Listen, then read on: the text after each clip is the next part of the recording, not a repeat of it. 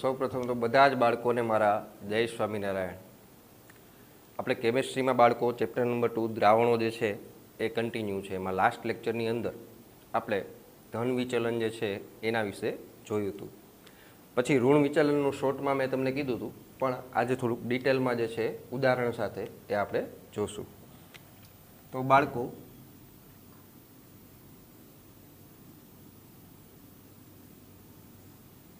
ઋણ વિચલન ક્યારે જોવા મળે? જ્યારે ક્યારેય પણ જે દ્રાવણમાં રહેલા ઘટકો જે છે, એટલે કે દ્રાવ્ય અને દ્રાવક, એમની વચ્ચેનું આંતરાણ્વીય આકર્ષણ બળ જે છે એ વધારે હોય કે જેથી કરીને સરળતાથી દ્રાવણમાંથી ન છટકી શકે. એને હિસાબે થાય શું? તો કે બાષ્પ દબાણ જે છે એમાં શું થાય? તો કે ઘટાડો જોવા મળશે. શું જોવા મળશે બાળકો? ઘટાડો જોવા મળશે. તો ઋણ વિચલન છે, દાખલા તરીકે દ્રાવણના ઘટકો એને આપણે એ અને બી થી દર્શાવીએ તો ઋણ વિચલન માટે કહી શકાય કે અહીંયા એ અને બીબી વચ્ચેનું આંતરાણ્વીય આકર્ષણ બળ જે છે એ ઓછું હશે. કોના કરતાં? તો કે એ અને બી કરતાં. શું ઓછું હશે? તો કે આંતરાણ્વીય આકર્ષણ બળ. ટૂંકમાં એમ કહી શકાય કે અહીંયા દ્રાવ્ય અને દ્રાવક એના અણુઓ વચ્ચેનું આંતરાણ્વીય આકર્ષણ બળ જે છે એ વધારે હોય છે, જેને હિસાબે દ્રાવણમાંથી સરળતાથી છટકી શકતા નથી. એને હિસાબે સરળતાથી બાષ્પમાં રૂપાંતર થઈ શકતા નથી. તેને હિસાબે બાષ્પ દબાણમાં ઘટાડો થાય. શું થાય બાળકો?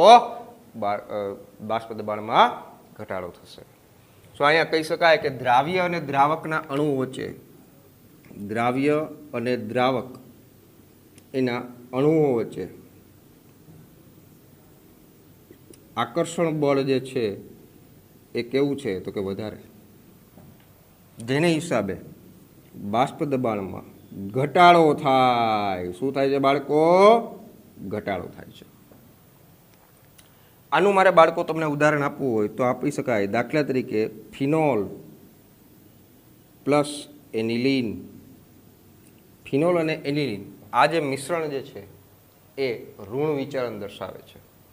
શું કામ એને દર્શાવે? એનું કારણ જોઈએ. તમને ખ્યાલ છે ફિનોલ એટલે બેન્ઝીન રિંગ ઉપર OH, જ્યારે એનિલીન એટલે બેન્ઝીન રિંગ ઉપર NH2. આ એનિલીન છે, આ ફિનોલ છે. હવે બાળકો તમને ખ્યાલ છે કે ભાઈ નાઇટ્રોજન પાસે એક અબંધકારક ઇલેક્ટ્રોન યુગ્મ હોય. તો આની અબંધકારક ઇલેક્ટ્રોન યુગ્મ અને આનો હાઇડ્રોજન છે એ બંને વચ્ચે આકર્ષણ જે છે એ રચાય અને બંધ બને. જે બંધને કહી શકાય આંતરઆણ્વીય હાઇડ્રોજન બંધ. આંતરઆણ્વીય હાઇડ્રોજન બંધ. સો ફિનોલ અને એનિલીન બંનેના અણુઓ વચ્ચે પ્રબળ આંતરઆણ્વીય બંધ જે છે એ રચાય છે, જેને હિસાબે આકર્ષણ બળ છે એ વધારે હોવાથી સરળતાથી દ્રાવણમાંથી છટકી શકતા નથી. એને હિસાબે બાષ્પ દબાણમાં શું થાય? તો કે ઘટાડો થાય. શું થાય બાળકો? ઘટાડો થશે.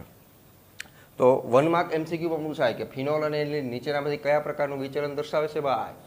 તો કે ઋણ વિચલન દર્શાવે છે. શું દર્શાવે છે? ઋણ વિચલન. સો આ વાત થઈ એક ઉદાહરણની. હજી બીજું ઉદાહરણ આપવું હોય બાળકો તો આપી શકાય ક્લોરોફોર્મ અને એસિટોન. અન્ય ઉદાહરણ આપવું હોય તો આપી શકાય ક્લોરોફોર્મ CHCl3 અને એસિટોન CH3COCH3. આ જે છે બાળકો આને કહેવાય એસિટોન, આ જે છે એને કહેવાય ક્લોરોફોર્મ.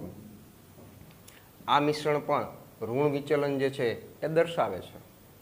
કઈ રીતના? તો ભાઈ બાળકો તમને ખ્યાલ છે કે ભાઈ ક્લોરોફોર્મ અને એસિટોન એમાં અહીંયા આપણે લખીએ CH3COCH3. આ થયું એસિટોન. ઓક્સિજન ઉપર 2 અબંધકારક ઇલેક્ટ્રોન યુગ્મ હોય છે. આ 2 અબંધકારક ઇલેક્ટ્રોન યુગ્મ દર્શાવેલી છે. આ એસિટોન દર્શાવ્યું છે. ત્યારબાદ ક્લોરોફોર્મને બતાવીએ તો CH, Cl, Cl અને Cl. આ ક્લોરોફોર્મનો અણુ છે, આ એસિટોનનો અણુ છે. એસિટોનમાં CO ઓક્સિજન ઉપર 2 અબંધકારક ઇલેક્ટ્રોન યુગ્મ હોય છે. તો આની અબંધકારક ઇલેક્ટ્રોન યુગ્મ અને આનો હાઇડ્રોજન એ બંને વચ્ચે ઉદ્ભવતું આકર્ષણ બળ આ જે છે દેટ ઇઝ કોલ્ડ હાઇડ્રોજન બંધ. શું કહેવાય બાળકો આને? હાઇડ્રોજન બંધ. કે જેના વડે એકબીજા સાથે જોડાયેલા છે. જોડાયેલા છે અને આકર્ષણ બળ છે એ વધારે છે, એને હિસાબે જે દ્રાવણ છે એમાંથી એના ઘટકો જે છે એ સરળતાથી છટકી શકતા નથી. એનો મતલબ કે જેટલું બાષ્પ દબાણ મળવું જોઈએ એના કરતાં ઓછું મળે છે. ટૂંકમાં કહી શકાય કે રાઉલ્ટના નિયમ પ્રમાણે મળતા બાષ્પ દબાણ કરતાં ઓછું બાષ્પ દબાણ મળે છે, એટલા માટે એ ઋણ વિચલન દર્શાવે છે. શું દર્શાવે છે બાળકો? ઋણ વિચલન દર્શાવે છે. તો બે ઉદાહરણ મેં તમને આપ્યા, એક છે ફિનોલ પ્લસ એનિલિન અને બીજું છે ક્લોરોફોર્મ અને એસિટોન.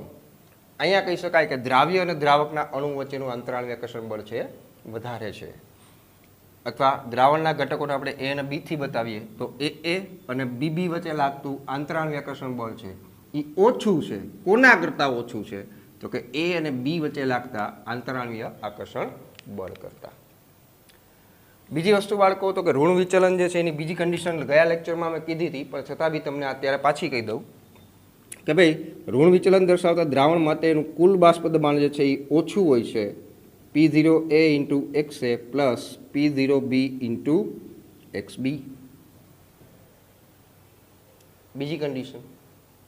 બીજું તો કે ભાઈ ઋણ વિચલન દર્શાવતા દ્રાવણ માટે delta H mix it is also less than 0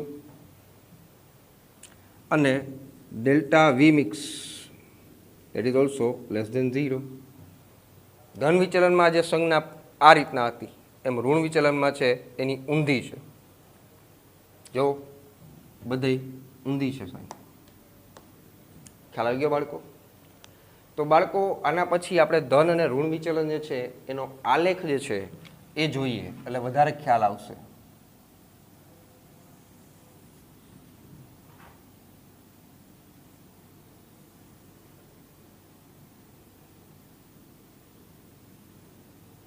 આ બાજુ લઈએ આપણે મોલ અંશ, આ બાજુ લેશું આપણે બાષ્પ દબાણ. હવે પેલા સમજો બાળકો, પેલા જે કરાવું છું એ ઋણ વિચલન માટેનું છે. દાખલા તરીકે હું એમ કહું કે ભાઈ આ પોઈન્ટે હું x1 બરાબર 1 કહું છું તો x2 0 થઈ જશે, અને આ પોઈન્ટે હું x1 બરાબર 0 કહું છું તો x2 બરાબર 1 થઈ જશે. ટૂંકમાં એમ કહી શકાય અહીંયા આમ જાઉં છો ત્યારે x2 વધે છે. જો x2 અહીંયા 0 હતું ત્યાંથી અહીંયા 1 થઈ ગયું એટલે x2 આમ વધે છે, અને આમ આવો છો ત્યારે x1 વધે છે. જો x1 અહીંયા 0 હતું અહીંયા 1 છે. તો આપણે જે બાળકો રાઉલ્ટના નિયમ પરથી જે મળતો હતો આલેખ એ પ્રમાણે તમે જોવા જાઓ તો આવો કંઈક મળતો હતો.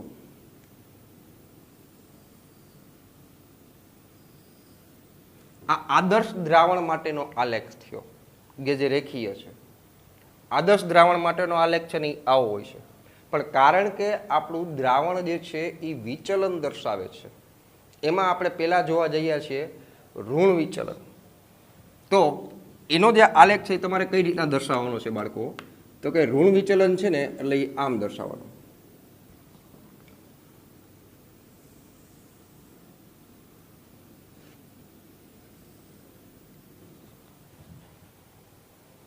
એમાં આટલો જે પોર્શન મળ્યો ને એને કહેવાય વિચલન દર્શાવતો ભાગ. વિચલન દર્શાવતો ભાગ આટલો પોર્શન વિચલન છે, વિચલન છે. આમ જાઓ છો એટલે 1 વધે છે, દેટ મીન્સ આમ જાઓ છો એ P1 થઈ જશે. આમ જાઓ છો ત્યારે 2 વધે છે, દેટ મીન્સ આ P2 થઈ જશે, અને આ થઈ જશે તમારું કુલ બાષ્પ દબાણ, દેટ મીન્સ P ટોટલ. આ વિચલન દર્શાવતો ભાગ, વિચલન દર્શાવતો ભાગ, વિચલન દર્શાવતો ભાગ છે. અને આ બ્લુથી બતાવ્યું છે એ આદર્શ દ્રાવણ માટેનું છે કે આવું મળવું જોઈએ, પણ વિચલનના હિસાબે તમને આવું મળે છે. ખ્યાલ આવી ગયો બાળકો? આમાં મારે ધન વિચલન દર્શાવવું હોય તો દર્શાવી શકાય, પણ એના માટે બી આપણે અલગથી આલેખ જે છે એ ફરી પાછો ડ્રો કરીએ બાળકો. આ બાજુ લેશું બાષ્પ દબાણ, આ બાજુ લેશું મોલ અંશ.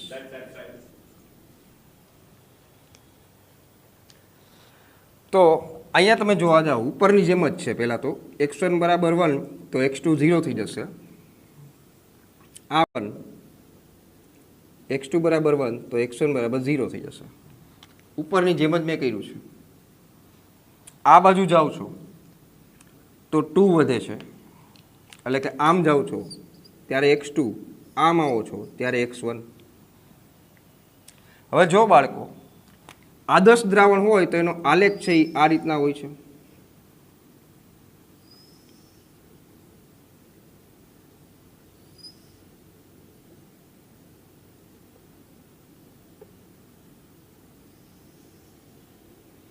આ રીતના હોય છે. આ આદર્શ દ્રાવણ માટેની વાત છે. પણ કારણ કે તમારું દ્રાવણ છે એ ધન વિચલન દર્શાવે છે, એટલા માટે તમને જે આલેખ છે એ આવો મળે છે.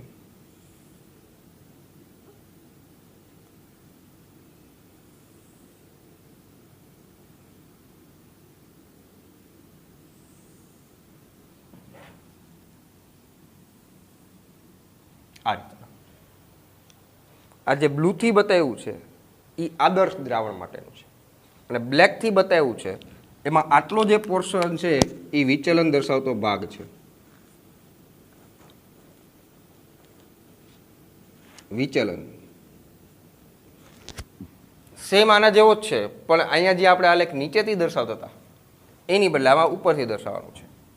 આ જે નીચેનો આલેખ છે એ ધન વિચલન માટેનો છે, ઉપરનો આલેખ છે એ ઋણ વિચલન માટેનો છે. બાકીનું બધું સેમ. આમ જાઓ છો ત્યારે 1 વધે છે, એનો મતલબ એમ થયો કે આમ જાઓ છો ત્યારે P1, આમ જાઓ છો ત્યારે P2, અને આ જે છે એ કુલ બાષ્પ દબાણ છે. આટલો પોર્શન છે એ વિચલન દર્શાવે છે. આ વિચલન ઋણ વિચલનમાં આલેખ નીચેથી આવશે, ધન વિચલનમાં આલેખ ઉપરથી આવશે. અને જ્યાં રેખીય લાઈન છે, રેખીય લીટી છે સીધી, એ જે છે એ આદર્શ દ્રાવણ માટેની છે. શેની છે? એ આદર્શ દ્રાવણ માટે. તો જો બાળકો ધન વિચલન છે એમાં આપણે જોયું, આજે આપણે જોયું ઋણ વિચલન, એના મેં તમને ઉદાહરણ પણ આપ્યા, અને ધન અને ઋણ બંનેના જે વિચલન જે છે એના આલેખો જે છે એ સમજાવ્યા છે. હવે બીજી વાત, તમને કદાચ આલેખમાં એવું પણ જોવા મળે કે અહીંયા x1 0 હોય ને અહીંયા x2 1 હોય, અહીંયા x1 1 હોય ને x2 0 હોય, તો એ મેટર નથી કરતું. પણ અગત્યની વસ્તુ એ છે કે તમને આલેખ જે છે એ સમજાવવો જોઈએ. કદાચ એવું પણ બને કે અહીંયા x1 0 હોય, x2 1 હોય, તો આપણે કાંઈ ફેર નહીં કરવાનો, x2 આમ આવશે, x1 આ રીતના આવશે. ટૂંકમાં 1 અને 2 જે છે એ દ્રાવણના ઘટકો છે એવું દર્શાવે છે, એનો બીજો કાંઈ મતલબ નથી. અને જે બાજુ વધારે છે, ટૂંકમાં અહીંયા જાઓ તો આમ ઉપર જે છે એ દ્રાવક જે છે, અને આમ જે છે તો એ દ્રાવ્ય છે. જે બાષ્પ દબાણ ઓછું હોય તો એ દ્રાવ્યનું હોય, અને બાષ્પ દબાણ વધારે હોય તો એ દ્રાવકનું હોય છે. ખ્યાલ આવે છે બાળકો? તો ચાલો બાળકો બધા જ જે છે સ્ક્રીનશોટ જે છે આનો એ તમે લઈ લો, અને ત્યારબાદ સરળ શાંતિથી ટેક્સ્ટબુકમાંથી તમે વાંચી લેજો.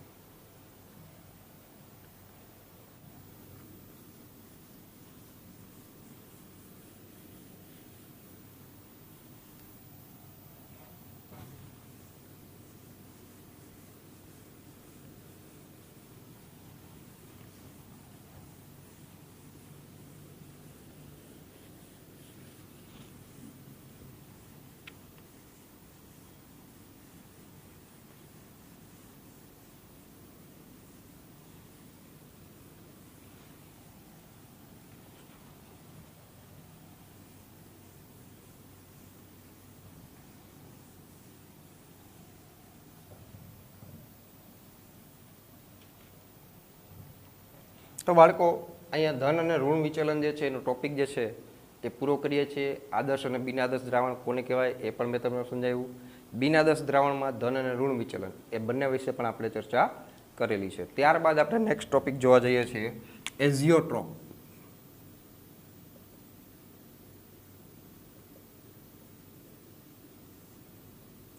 એઝિયોટ્રોપ અથવા એઝિયોટ્રોપિક મિશ્રણ કોને કહેવાય બાળકો? તો કે જે મિશ્રણ કોઈ એક અચળ તાપમાને ઉકળે અને જેમાં પ્રવાહી અને બાષ્પ બંને અવસ્થામાં સંઘટનનું પ્રમાણ જે છે એ એક સમાન હોય તો આવા જે મિશ્રણને કહેવાય એઝિયોટ્રોપિક મિશ્રણ અથવા એઝિયોટ્રોપ. પાછું એકવાર કહું છું કે જે દ્વિઅંગી મિશ્રણ કોઈ એક અચળ તાપમાને ઉકળે અને જેમાં પ્રવાહી અને બાષ્પ બંને અવસ્થામાં, પ્રવાહી અને બાષ્પ બંને જે છે એ બંનેનું સંઘટન એ બંને અવસ્થામાં, બંને એટલે કે પ્રવાહી અને બાષ્પ બંને અવસ્થામાં એ એક સમાન હોય તો આવા મિશ્રણને કહેવાય એઝિયોટ્રોપિક મિશ્રણ. તો બાળકો એની વ્યાખ્યા આપી હોય તો એમ કહી શકાય કે જે દ્વિઅંગી મિશ્રણ અચળ તાપમાને ઉકળે અને જેમાં પ્રવાહી અને બાષ્પ બંને અવસ્થામાં સંઘટનનું પ્રમાણ એક સમાન રહે, આવા મિશ્રણને તમે કહી શકો છો એઝિયોટ્રોપિક મિશ્રણ અથવા એઝિયોટ્રોપ. એક ઉદાહરણ આપું બાળકો, એટલે એઝિયોટ્રોપ શું છે એ તમને સમજાઈ જશે. દાખલા તરીકે હું એમ કહું કે ભાઈ આપણી પાસે ઇથેનોલ પ્લસ પાણીનું મિશ્રણ છે. આ ઇથેનોલ અને પાણીનું મિશ્રણ જે છે ને એ એઝિયોટ્રોપ તરીકે ઓળખાય છે. કેમ? હવે જો બાળકો, ઇથેનોલ છે એનું ઉત્કલન બિંદુ 78 ડિગ્રી આજુબાજુ છે, જ્યારે પાણી છે એનું ઉત્કલન બિંદુ છે એ 100 ડિગ્રી હોય છે. હવે સામાન્ય રીતે હું આ બંનેના મિશ્રણને ગરમ કરું તો જેવું તાપમાન 78 ડિગ્રી આવે તો ઇથેનોલ બાષ્પ અવસ્થામાં નીકળી જવું જોઈએ, જ્યારે પાણી છે એ પાત્રમાં જ રહેવું જોઈએ. પણ જ્યારે હું એમ કહું કે એઝિયોટ્રોપિક મિશ્રણ બનાવે છે ત્યારે બંને જે છે એ એક જ તાપમાને પ્રવાહીમાંથી બાષ્પમાં રૂપાંતર થાય. દાખલા તરીકે 90 ડિગ્રી, ઉદાહરણ આપું છું, દાખલા તરીકે 90 ડિગ્રી છે તો ઇથેનોલ અને પાણી બંને જે છે એ એક જ તાપમાને પ્રવાહીમાંથી બાષ્પમાં રૂપાંતર થશે. ખ્યાલ આવે છે હું શું કહું છું? કે એક જ તાપમાને બંને ઇથેનોલ અને પાણી બંને એક જ તાપમાને પ્રવાહીમાંથી બાષ્પમાં રૂપાંતર થશે. એટલા માટે આવા મિશ્રણને તમે કહી શકો છો એઝિયોટ્રોપિક મિશ્રણ, કે ભાઈ બંને જે છે એક તાપમાને, એક જ સમાન તાપમાને ઉકળે છે, જેવું મેં લખ્યું છે અચળ તાપમાને ઉકળે છે. તો ઇથેનોલ અને પાણી એનું જે મિશ્રણ જે છે એ એઝિયોટ્રોપિક મિશ્રણ તમે કહી શકો છો. અને કારણ કે અહીંયા જે મિશ્રણમાં રહેલા ઘટકો જે છે એ એક જ તાપમાને, એક જ સાથે, એક જ તાપમાને બંને પ્રવાહીમાંથી બાષ્પમાં રૂપાંતર થાય, એટલા માટે એમ કહી શકાય કે આનું સરળતાથી અલગીકરણ ન થાય, એટલે કે સરળતાથી છૂટા પડતા નથી. કેમ? કે ભાઈ એક જ તાપમાને બે પ્રવાહીમાંથી બાષ્પમાં રૂપાંતર થાય છે અને બંને જે છે એનું પ્રમાણ એ પ્રવાહી અને બાષ્પ બંનેમાં જોવા મળે છે. બંનેનું પ્રમાણ ઇથેનોલ અને પ્રવાહી, ઇથેનોલ અને પાણી બંને જે છે પ્રવાહી અને બાષ્પ બંને અવસ્થામાં તમને જોવા મળશે. સરળતાથી અલગીકરણ ન થાય અને વિભાગીય નિસ્યંદન દ્વારા છૂટા પડતા નથી. વિભાગીય નિસ્યંદનમાં થાય શું બાળકો? તમે 11માં ભણી ગયા છો કે કોઈ મિશ્રણ જે છે આપણી પાસે પ્રવાહીનું, એમને એના ઉત્કલન બિંદુના તફાવતના આધારે આપણે છૂટું પાડીએ છીએ. દાખલા તરીકે મારી પાસે કોઈ પ્રવાહીનું મિશ્રણ છે, એમાંથી એકનું તાપમાન 50, એકનું ઉત્કલન બિંદુ 50 ડિગ્રી છે, બીજાનું ઉત્કલન બિંદુ 100 ડિગ્રી છે. હવે તમે એને ગરમ કરો મિશ્રણને નીચેથી, તો જેવું 50 ડિગ્રી આવે એટલે એ બાષ્પમાં રૂપાંતર થઈ જવાનું, જ્યારે 100 વાળું છે એ તો પાત્રમાં રહેશે. તો એના ઉત્કલન બિંદુના તફાવતના આધારે તમે એને છૂટું પાડ્યું તો એ ઘટનાને તમે કહેશો નિસ્યંદન. પણ અહીંયા તો મિશ્રણમાં રહેલા બંને ઘટકો છે એ એક જ તાપમાને પ્રવાહીમાંથી બાષ્પમાં રૂપાંતર થાય છે. એટલા માટે એ જે છે વિભાગીય નિસ્યંદન દ્વારા સરળતાથી છૂટું પડતું નથી. ખ્યાલ આવે છે બાળકો? અને એઝિયોટ્રોપ જે છે બાળકો એ બે પ્રકારના હોય છે. એમાંનું પહેલું જે છે એને કહેવાય નિમ્નતમ ઉત્કલન એઝિયોટ્રોપ.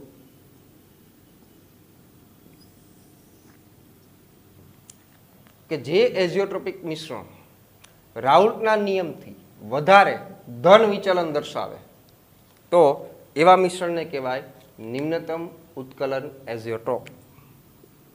જે એઝિયોટ્રોપ મિશ્રણ રાઉલ્ટના નિયમથી વધારે ધન વિચલન દર્શાવે. શું દર્શાવે છે બાળકો? વધારે ધન વિચલન દર્શાવે. તો આવા મિશ્રણને કહેવાય નિમ્નતમ ઉત્કલન એઝોટ્રોપ. વધારે ધન વિચલન. આવા મિશ્રણને કહેવાય નિમ્નતમ ઉત્કલન એઝોટ્રોપ. આનું બાળકો મારે ઉદાહરણ તમને આપવું હોય તો આપી શકાય. દાખલા તરીકે 95% V/V કદથી કદ ઇથેનોલ પ્લસ પાણીનું મિશ્રણ. 1 માર્ક MCQ કે 95% V/V કદથી કદ ઇથેનોલ અને પાણીનું મિશ્રણ કયા પ્રકારના એઝોટ્રોપનું ઉદાહરણ છે? નિમ્નતમ ઉત્કલન એઝોટ્રોપ. અને એઝોટ્રોપિકમાં મેં તમને કીધું કે આ ઇથેનોલ અને પાણી બંને જે છે એ પ્રવાહી અને બાષ્પ બંનેમાં એનું પ્રમાણ જે છે એ તમને જોવા મળશે એની એક સમાન હશે. કારણ કે બંને જે છે એ એક જ તાપમાને પ્રવાહીમાંથી બાષ્પમાં રૂપાંતર થાય છે. અને એટલા માટે જ એઝિયોટ્રોપિક મિશ્રણનું સરળતાથી અલગીકરણ થઈ શકતું નથી. ના પાડું છું કે એને સરળતાથી છૂટા ન પાડી શકાય બાળકો. ખ્યાલ આવે છે? તો આ વાત થઈ બાળકો નિમ્નતમની. જ્યારે બીજું જે છે એને તમે કહી શકો છો મહત્તમ ઉત્કલન એઝિયોટ્રોપ. એઝિયોટ્રોપ શું છે બાળકો એ વ્યવસ્થિત બુકમાં નથી કીધેલું. આ વધારાનું છે થોડું ઘણું, એ હું તમને માહિતી આપું છું. અહીંયા આપણે વાત કરી હતી કે ભાઈ કે રાઉલ્ટના નિયમથી વધારે ધન વિચલન દર્શાવે છે. જ્યારે અહીંયા આપણે એનું ઊંધું કહેશું કે જે એઝિયોટ્રોપિક મિશ્રણ રાઉલ્ટના નિયમથી વધારે ઋણ વિચલન દર્શાવે એને તમે કહી શકો છો મહત્તમ ઉત્કલન એઝિયોટ્રોપ. કે જે એઝિયોટ્રોપિક મિશ્રણ રાઉલ્ટના નિયમથી વધારે ઋણ વિચલન દર્શાવે છે. શું દર્શાવે છે બાળકો? ઋણ વિચલન દર્શાવે. આવા મિશ્રણને કહેવાય મહત્તમ ઉત્કલન એઝિયોટ્રોપ. આનું ઉદાહરણ આપવું હોય બાળકો તો આપી શકાય 68% દળથી દળ HNO3 નાઇટ્રિક એસિડ અને પાણીનું મિશ્રણ. 68% સાંદ્રતા ધરાવતું W/W દળથી દળ નાઇટ્રિક એસિડ અને પાણીનું મિશ્રણ કે જેની અંદર 68% નાઇટ્રિક એસિડ છે અને 32% જે છે એ H2O છે. અને બંને જે છે એ એક જ તાપમાને ઉકળે છે. એનું ઉત્કલન બિંદુ જે છે આ મિશ્રણનું એ છે 393.5 કેલ્વિન. આનો મતલબ શું થયો કે 393.5 કેલ્વિને પાણી અને નાઇટ્રિક એસિડ એનું મિશ્રણ બંને જે છે એક જ તાપમાને પ્રવાહીમાંથી બાષ્પમાં રૂપાંતર થાય છે. ટૂંકમાં એઝિયોટ્રોપ એટલે શું બાળકો? તો કે ભાઈ મારી પાસે બે પ્રવાહીના મિશ્રણ છે. હવે બે પ્રવાહી જે છે એના ઉત્કલન બિંદુ છે એ જુદા જુદા છે, છતાં બી એ બંને જે છે એ એક જ તાપમાને એ પ્રવાહીમાંથી બાષ્પમાં રૂપાંતર થઈ જાય છે. ટૂંકમાં એમ કહી શકાય, માની લો કે ઇથેનોલ અને પાણીનું ઉદાહરણ હું આપતો હોય તો હું એમ કહી શકું કે એકનું ઉત્કલન બિંદુ વધ્યું જ્યારે એકનું ઉત્કલન બિંદુ ઘટ્યું. એટલે હું સર એ કાંઈ સમજાણું નહીં. જો સમજાવું, માની લો કે ઇથેનોલ છે તો ઇથેનોલનું ઉત્કલન બિંદુ 78 ડિગ્રી છે. પાણી છે તો એનું ઉત્કલન બિંદુ 100 ડિગ્રી છે. તમને બધાને ખ્યાલ છે આ એના ઉત્કલન બિંદુ છે. એકનું 78 છે, એકનું 100 છે.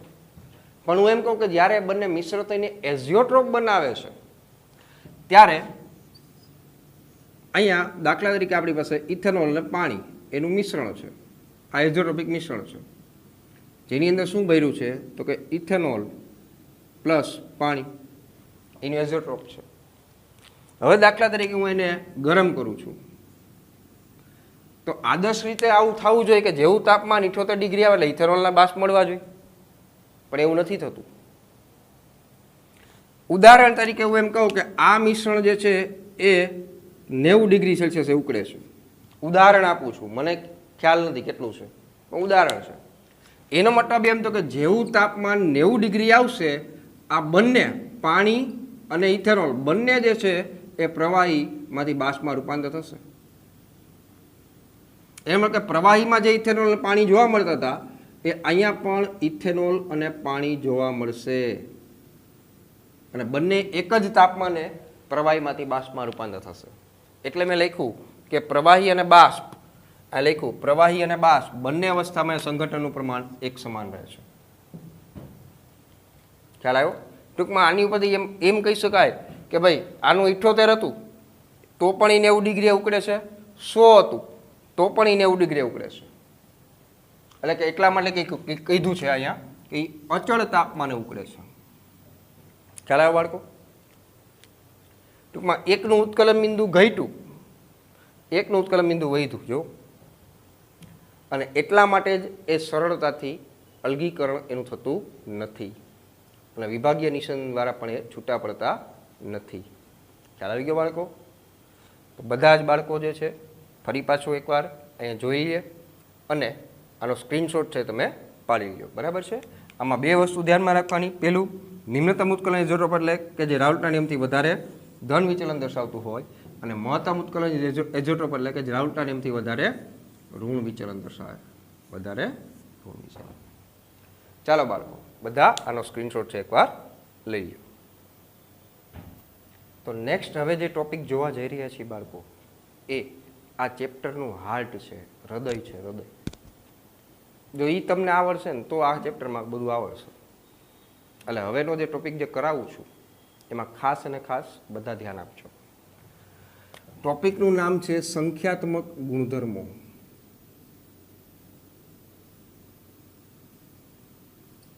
જેને ઇંગ્લિશમાં કહેવાય કોલિગેટિવ પ્રોપર્ટીઝ. Colligative properties.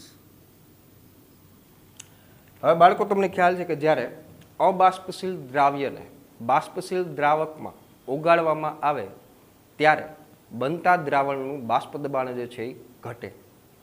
કારણ કે તમને ખ્યાલ છે કે ભાઈ દ્રાવણ જે છે એ બને ત્યારે એનું બાષ્પ દબાણ છે એમાં ઘટાડો થાય છે.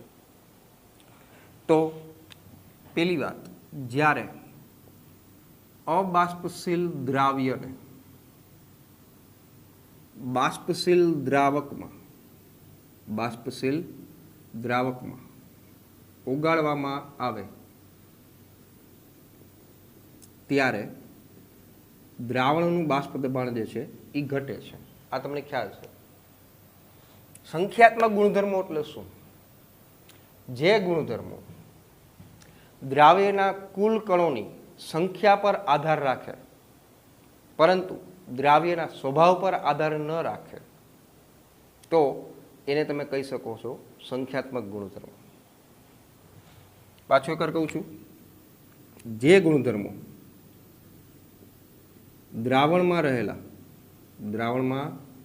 રહેલા દ્રાવ્યના કુલ કણોની સંખ્યા પર આધાર રાખે. કોની પર આધાર રાખે છે? સંખ્યા પર આધાર રાખે પરંતુ દ્રાવ્યના સ્વભાવ પર આધાર ન રાખે,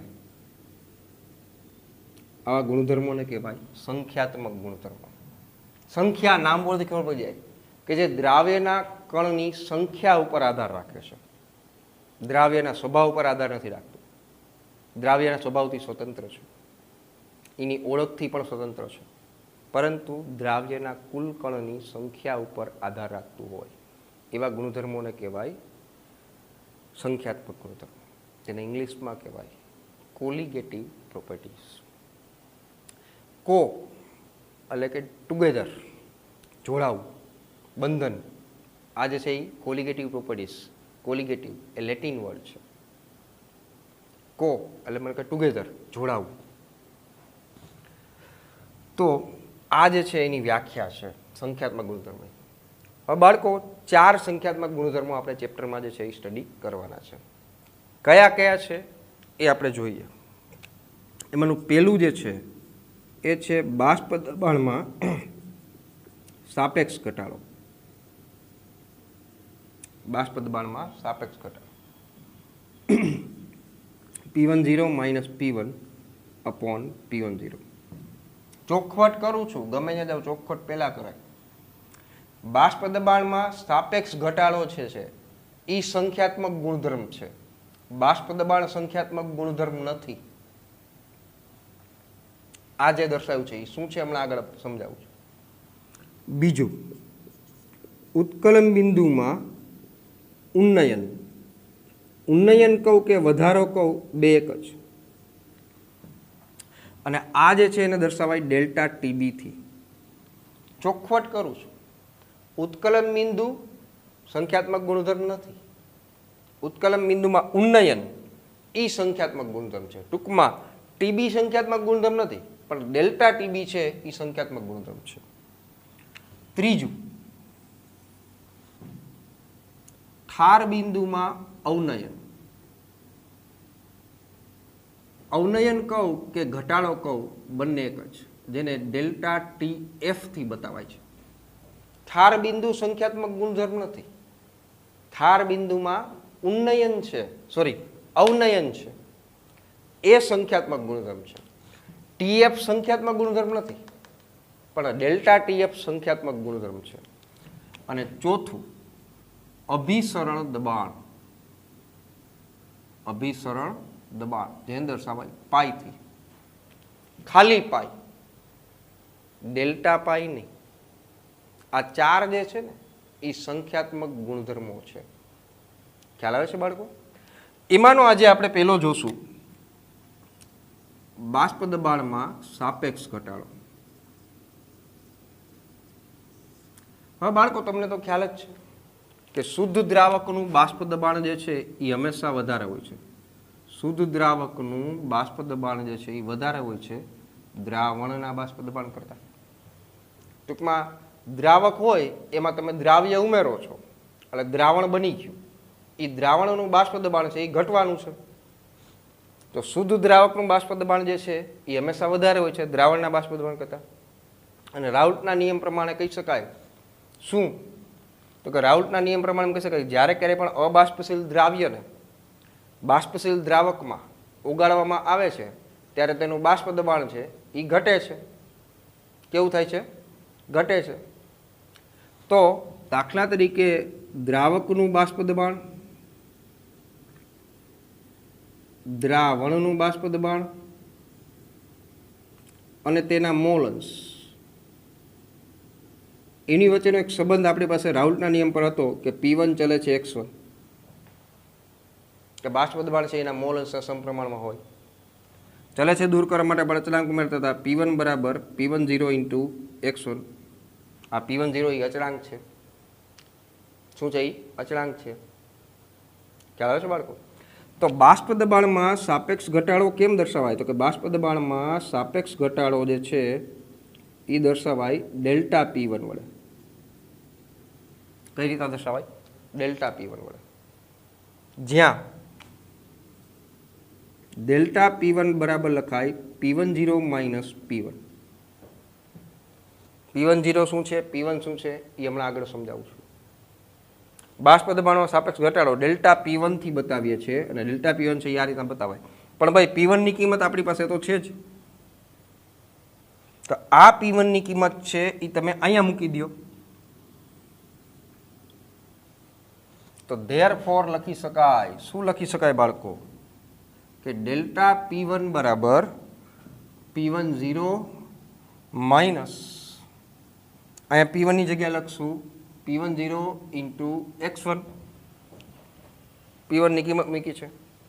વાંથી કઈ કોમન નીકળે છે? આ કોમન નીકળે છે. શું નીકળે છે કોમન? તો કે P10 કોમન કાઢો એટલે વચ્ચે શું? તો કે 1 માઇનસ x1. આ કોમન કાઢ્યું છે 1 માઇનસ x1. હવે તમને બાળકો ખ્યાલ છે કે ભાઈ x1 plus x2 is equal to 1.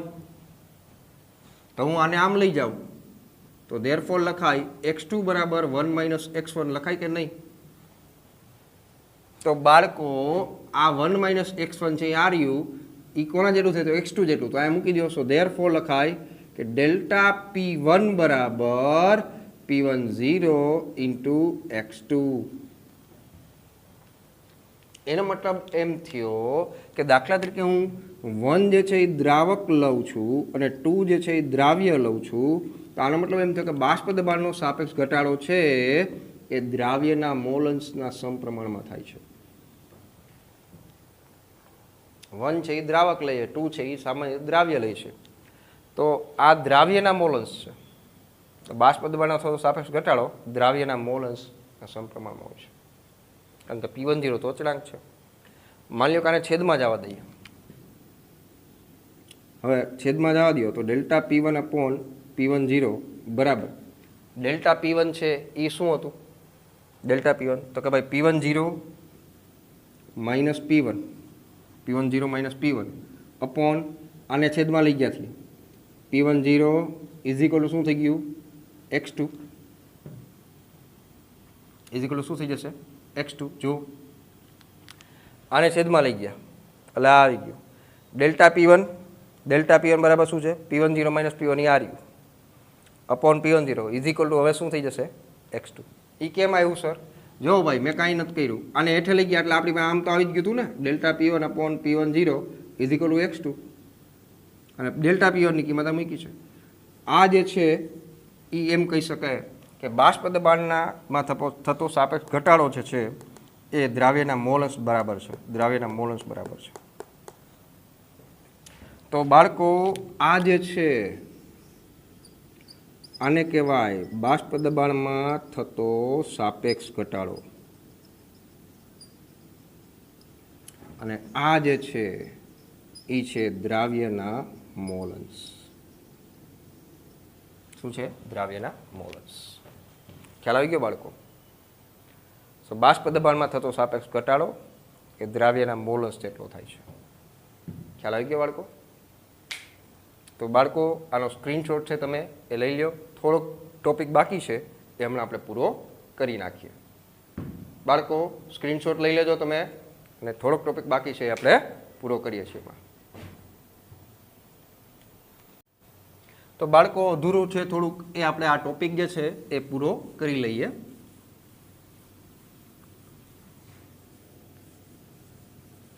લાસ્ટમાં આપણી પાસે જે સમીકરણ આવ્યું છે બાળકો એ આવું છે કે ભાઈ P10 minus P1 upon P10 is equal to x2.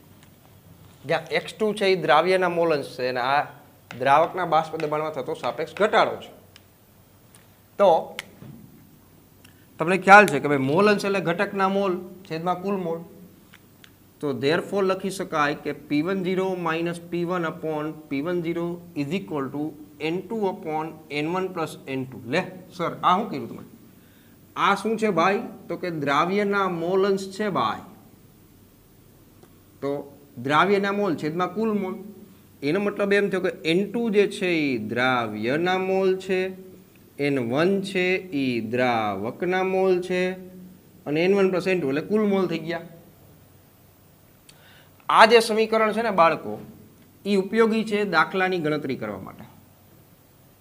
જ્યારે ક્યારેય પણ દ્રાવ્ય જે છે દ્રાવક તરીકે પાણી હોય અને દ્રાવણ છે એ અતિ મંદ હોય તો અતિ મંદ દ્રાવણ માટે હું એમ કહી શકું કે ભાઈ N2 is very very very very very very very very very less than N1 હોય ત્યારે N2 ને અવગણતા કોના સાપેક્ષ? તો કે N1 ના સાપેક્ષ. તો આ સમીકરણ છે આમ લખી શકાય P10 minus P1 upon P10 is equal to થઈ જશે N2 અપોન N1. નીચે જે N2 છે એને N1 ના સાપેક્ષ આપણે અવગણ્યું છે એ ક્યારે? અતિ મંદ દ્રાવણ હોય તો કે જેમાં દ્રાવ્યનું પ્રમાણ ખૂબ એટલે ખૂબ એટલે ખૂબ એટલે ખૂબ ઓછું છે ત્યારે આ સમીકરણ છે એ આ રીતના થઈ જશે. આમાં દરેક વસ્તુ શું છે હું લખી દઉં છું એટલે એ સમીકરણ જે છે આ સમીકરણનો ઉપયોગ જે છે આપણે પણ દાખલામાં કરશું. ઉપર જે છે એ છે દ્રાવ્યના મોલ, નીચે જે છે એ છે દ્રાવકના મોલ. આ જે છે એને કહેવાય દ્રાવણનું બાષ્પ દબાણ અને આ જે છે એને કહેવાય શુદ્ધ દ્રાવકનું બાષ્પ દબાણ.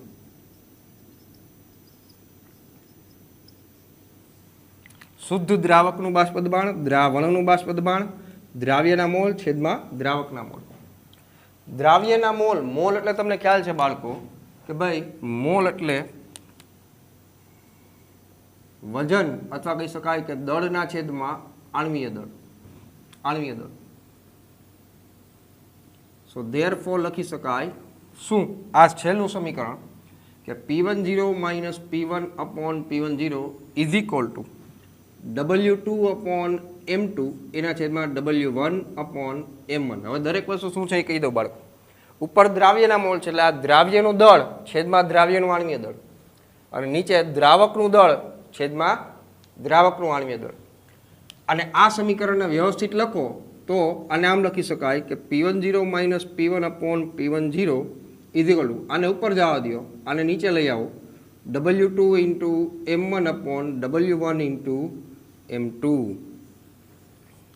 આ થઈ ગયું તમારું ફાઇનલ સમીકરણ. અહીંયા W2 દ્રાવ્યનું દળ, M2 દ્રાવ્યનું આણ્વીય દળ, W1 દ્રાવકના દળ અને M1 દ્રાવકનું આણ્વીય દળ. સો આ હતું બાળકો પહેલો સંખ્યાત્મક ગુણધર્મ.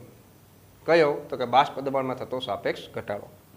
આખે આખું જે છે આ આખે આખું આટલો પોર્શન આને કહેવાય બાષ્પ દબાણમાં સાપેક્ષ ઘટાડો, જેમાં દરેક વસ્તુ શું છે તો કે P1 દ્રાવણનું બાષ્પ દબાણ છે, P10 શુદ્ધ દ્રાવકનું બાષ્પ દબાણ છે, આ દ્રાવ્યના મોલ છે, આ દ્રાવકના મોલ છે.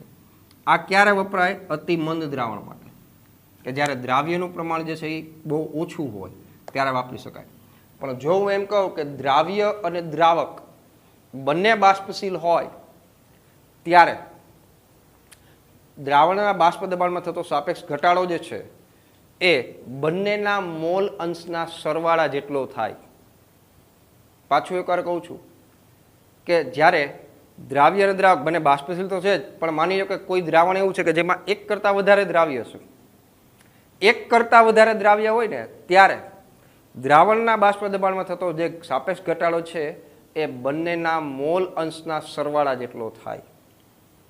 કે જ્યારે ક્યારે પણ દ્રાવણમાં એક કરતાં વધારે દ્રાવ્ય હાજર હોય ત્યારે બાષ્પ દબાણમાં થતો સાપેક્ષ ઘટાડો એ બંનેના મોલ અંશના સરવાળા જેટલો થાય.